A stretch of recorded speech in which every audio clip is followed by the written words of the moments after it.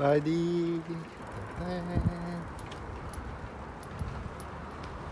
กำลังขี่รถจะไปเก็บใบกระเทียมป่าแน่ขี่รถทีบไป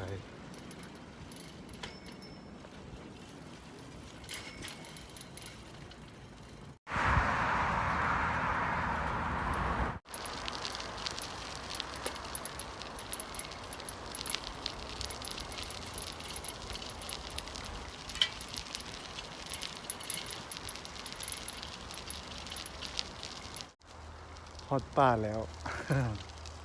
แต่ต้องซอกมองก่อนดู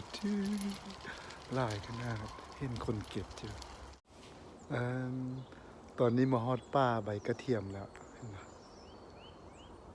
ป่าใบกระเทียมป่าหลายเท่หลายลาลงมือเก็บเลยเย้หลายบ่พี่น้องไปเก็บใบกระเทียม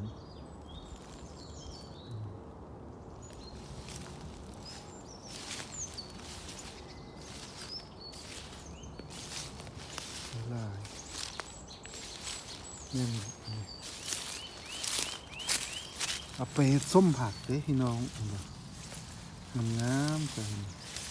กินกับตำบักหุ่งก็ได้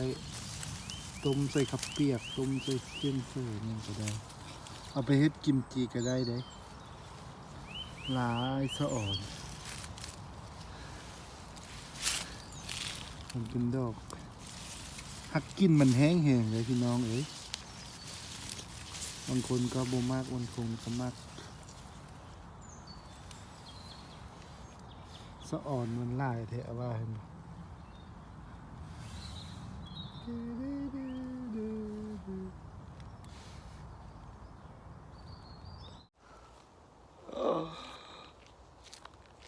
ใส่ลงมือแล้ววันนี้ปฏิบัติงานได้เลยมาเก็บเลยเนาะเป็นอุปกรณ์ในการเก็บเนาะต้องมีมีดเอาไว้ตัดแล้วก็ทุ่งมือเนาะเพื่อบ่ให้มือเขาเปื้อนหรือว่ามันมีกลิ่นแห้งจังซี่แล้วก็ทุ่งยางเก็บใส่ทุ่งยางเก็บทุ่งยางเนี่ยแล้วก็ไปล้าง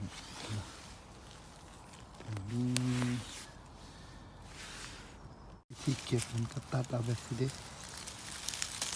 เอาสิดึงเอาแบบนี้แล้วก็เอามีดตัดเอาอันนี้ดึงเองเวลาเอาต้องเอาแบบนี้ให้มันได้แบบนี้เขาเรียกเอาต้นยอดงาม